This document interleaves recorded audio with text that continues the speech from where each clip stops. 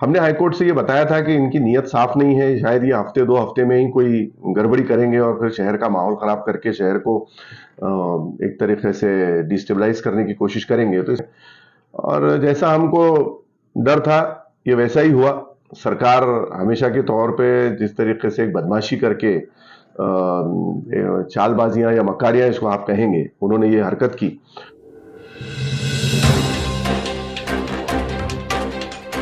सरकार ने अपने पावर्स को एक्सीड करते हुए ये फैसला लिया है। सबसे पहले तो हम इसकी कड़े शब्दों में निंदा करते हैं, निषेध करते हैं। लोकतंत्र में लोगों की बात सुननी जानी चाहिए।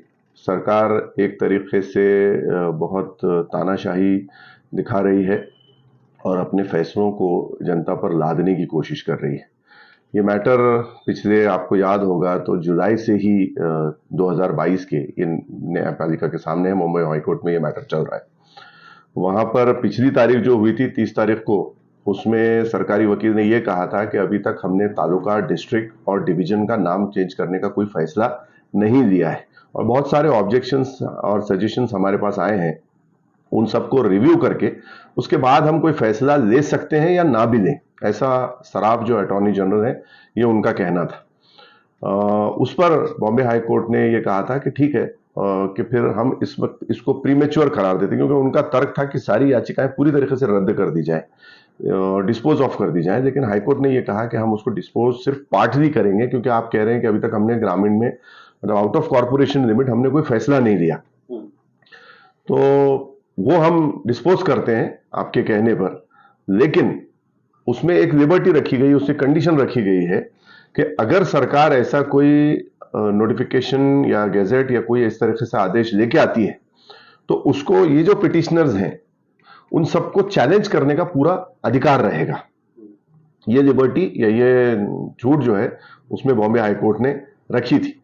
हमने हाईकोर्ट से ये बताया था कि इनकी नीयत साफ नहीं है, शायद ये हफ्ते 2 हफ्ते में ही कोई गड़बड़ी करेंगे और फिर शहर का माहौल खराब करके शहर को एक तरीके से डिस्टेबलाइज करने की कोशिश करेंगे, तो इस पर स्टे किया जाए।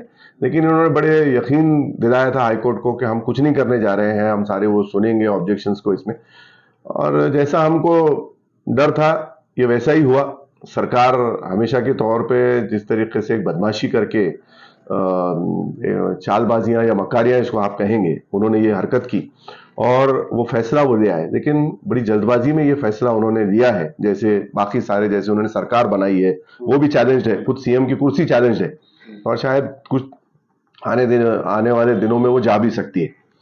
उसी तरीके से ये फैसला भी जो लिया गया, ये जनता की राय को बिल्कुल ही साइड में रख के उसको बिल्कुल नजरअंदाज करके दिया गया, क्योंकि लाखों लोगों ने ऑब्जेक्शंस फाइल किए थे इसके अंदर। अगर आपको याद होगा 5 रुपए के टिकट लगा के लोगों ने, क्योंकि और ऑब्जेक्शंस कॉल इन्होंने किए थे रेवेन्यू डिवीजन के लिए, डिस्ट्रिक्ट, तालुका और उसके लिए इन्होंने ही जो है तो ऑब्जेक्शंस कॉल किए थे। फिर वो इतने जो ऑब्जेक्शंस आए उसको क्यों नहीं एड्रेस किया गया, उसको क्यों नहीं सुना गया, उन लोगों को सुनवाई के लिए क्यों नहीं बुलाया गया। मेरा खुद का टिकट लगा के ऑब्जेक्शन उनके पास पड़ा हुआ है, हमारे पास उसकी ओसी है।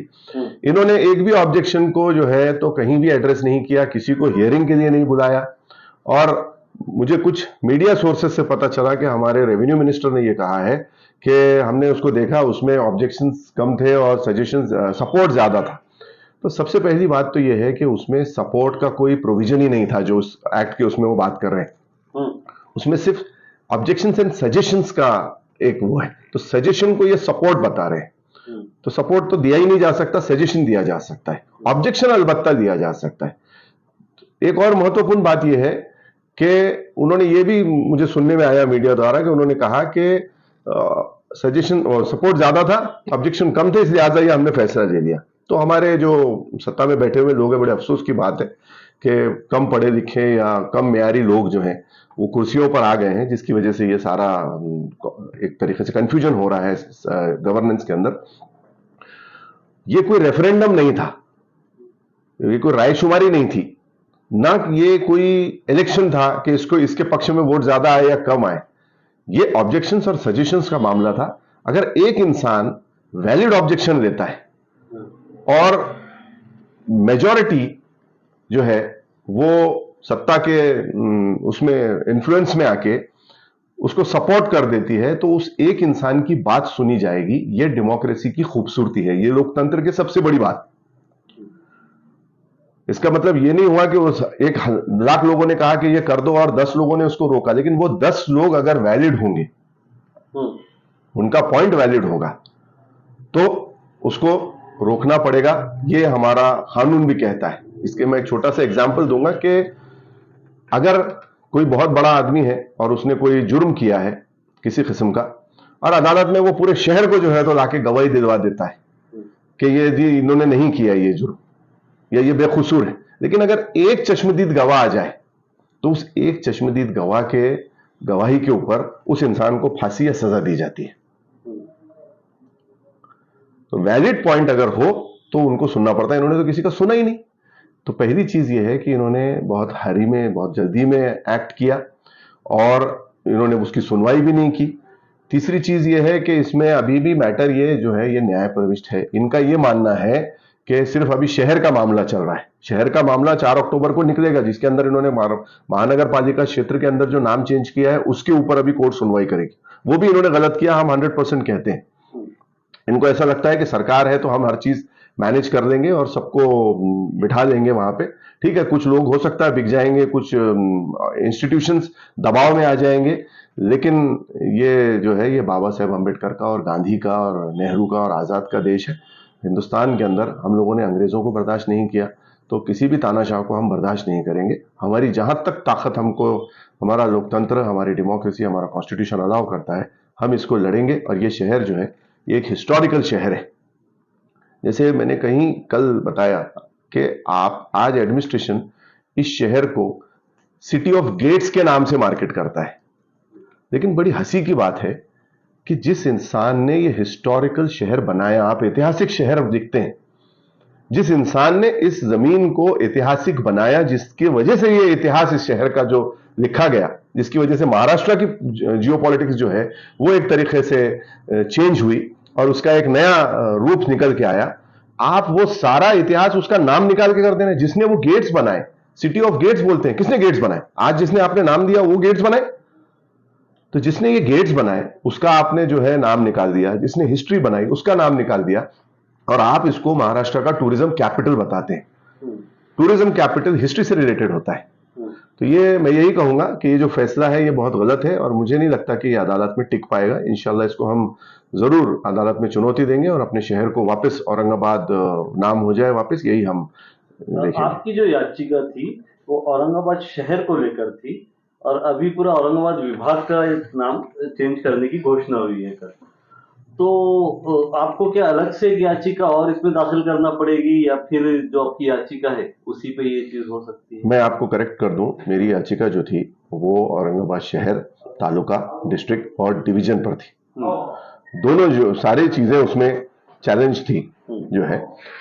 तो सिर्फ जो अभी कोर्ट ने ये किया, इवन कोर्ट के ऑर्डर के अंदर भी मेंशन है, कुछ याचिकाएं थी जो सिर्फ डिस्ट्रिक्ट और डिवीजन और तालुका के लिए आई थी। और जहां तक मेरी जानकारी पड़ रही है कि मेरे साथ साथ जो एक और पिटिशनर है उनकी भी याचिका शहर, डिस्ट्रिक्ट और डिवीजन पे थी। 2 याचिकाएं जो थी हमारी, जो सबसे शुरू में गई थी, वो पूरा कवर करती थी। कुछ याचिकाएं जो आई वो तालुका, डिस्ट्रिक्ट और डिवीजन पे आई, वो पूरी रिमूव हो गई थी। जो शायद अभी फिर से क्लेम वापस आ सकती है, वो फिर से अप्रोच हो सकते हैं कोर्ट में इस ऑर्डर के बाद। और हमारी याचिकाएं जो थी वो पार्टली उसको कोर्ट ने वो किया था, डिसअलाउ किया था, या इसको वो करेंगे डिस्पोज ऑफ किया था कि भाई ठीक है, अभी ये क्योंकि डिस्ट्रिक्ट, डिवीजन का और तालुका का कुछ फैसला नहीं हुआ, इसलिए हम इसको पार्टली डिस्पोज करते हैं, लेकिन सिटी के हद तक वो हमारी याचिकाएं स्टैंड थी। अब फिर से हमको वो जो हमारा पार्ट जो कोर्ट ने उस वक्त निकाल दिया था उसको फिर से रिइंस्टेट करना पड़ेगा, अर्जी लगानी पड़ेगी, उसको फिर से हमको कोर्ट की प्रोसीजर्स करनी पड़ेगी। मुझे नहीं लगता कि इसमें कोई पूरा फिर से नया प्रोसेस करने की जरूरत रहेगी। मेन याचिका वही रहेगी और मुझे भी लगता है कि शायद इसके बाद भी जब मैटर चले तो अब जो है कोर्ट शहर, जिला फिर से पूरा एक साथ सुन सकता है अगर कोर्ट को उसमें आ जाए तो। सर, इसमें जो आपको क्या लगता है ये जो फैसला लिया गया, इससे आपके केस को जो आप याचिका डाले उसको कुछ फायदा होगा कि ये लोग इलीगल तरीके से नाम चेंज किए? आपके केस में सपोर्ट हो सकता है ये चीज का? देखिए, हर चीज ब्लैक एंड व्हाइट में मौजूद है। जुलाई से ये मैटर चल रहा है, जुलाई 2022 से हम लोगों का कोर्ट में। सरकार ने जो जो हरकतें की हैं, हर चीज ऑन रिकॉर्ड मौजूद है। इनफैक्ट ये केस अभी तक हम कहें तो ये 5% भी शुरू नहीं हुआ। पिछली जो भी इंसिडेंट रहे तो जो जजेस कुछ थे तो उन्होंने इसको तारीख दी या उसमें जो है तो सरकार हाजिर हो गई, उसमें उन्होंने टाइम थोड़ा सा प्रोलॉन्ग किया। हम लोगों का उसमें ये तर्क रहा कि इसमें स्टे कर दिया जाए, लेकिन कोर्ट ने उस वक्त स्टे नहीं किया और सरकार भी ये बता रही थी कि हम अभी कोई हरी में नहीं। लेकिन जो इन्होंने हरकतें की हैं वो सारी ऑन रिकॉर्ड है। पिछली तारीख में भी जो अटॉर्नी जनरल साहब का जो जवाब आया, बयान आया, जिसके ऊपर ये सारी याचिकाओं को पार्टली डिस्पोज ऑफ किया था या कुछ लोगों की फुल्ली डिस्पोज ऑफ हो गई थी, वो सारा ऑन रिकॉर्ड है।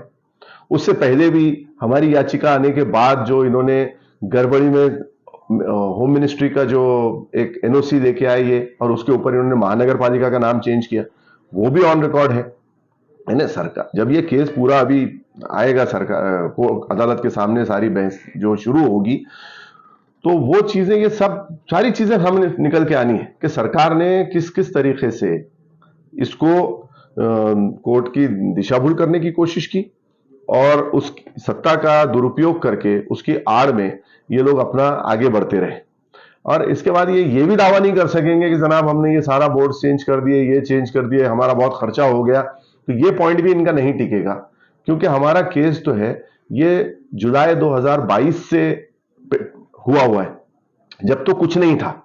जब केस हो चुका था तो सरकार को क्या जरूरत पड़ी थी कि वो इतना खर्च करती, इतने बैनर्स बोर्ड्स लगाते और इतना सारा कुछ अपना एक्सपेंसेस बताते। ये जो आगे बढ़ रहे हैं, इनकी मंशा पॉलिटिकली एक तरीके से उसको कहें तो कम्युनल पोलराइजेशन करने की है।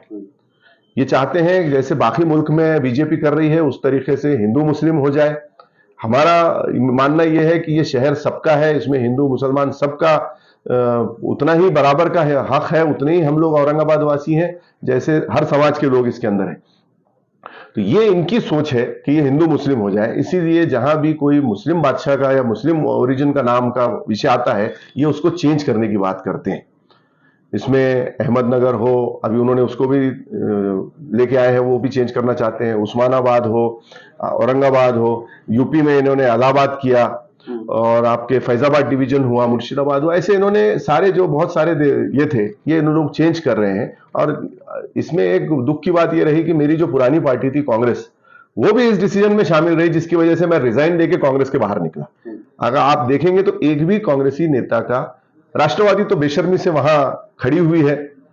और बड़ी दुख की बात है कि कुछ हमारे क्या कहेंगे सेकुलर कहने वाले, अपने आप को माइनॉरिटी के नेता कहने वाले अपने आप को, वो भी वहां पीछे बड़ी लाचारी से खड़े हैं सारे के सारे। तो उनके ऊपर तो रोना ही आता है देख कर कि कहां चले गए ये। लेकिन कांग्रेस के किसी नेता में ये हिम्मत नहीं है ये बोलने की कि ये गलत हुआ, क्योंकि वो इसमें शामिल थे। उस वक्त भी मुझ पे दबाव बनाया जा रहा था कि आप इस बात पे पर्दा डालें, आपको पॉलिटिकली हम सारे फायदे पहुंचाएंगे। तो ये दलाली मुझे नहीं करनी थी, इसलिए मैं बाहर निकला और मैंने ये केस किया है। तो मुझे लगता है कि सरकार ने जो कुछ इसमें गलतियां की हैं, ये सब सरकार के ही वापस ऊपर आने वाली है।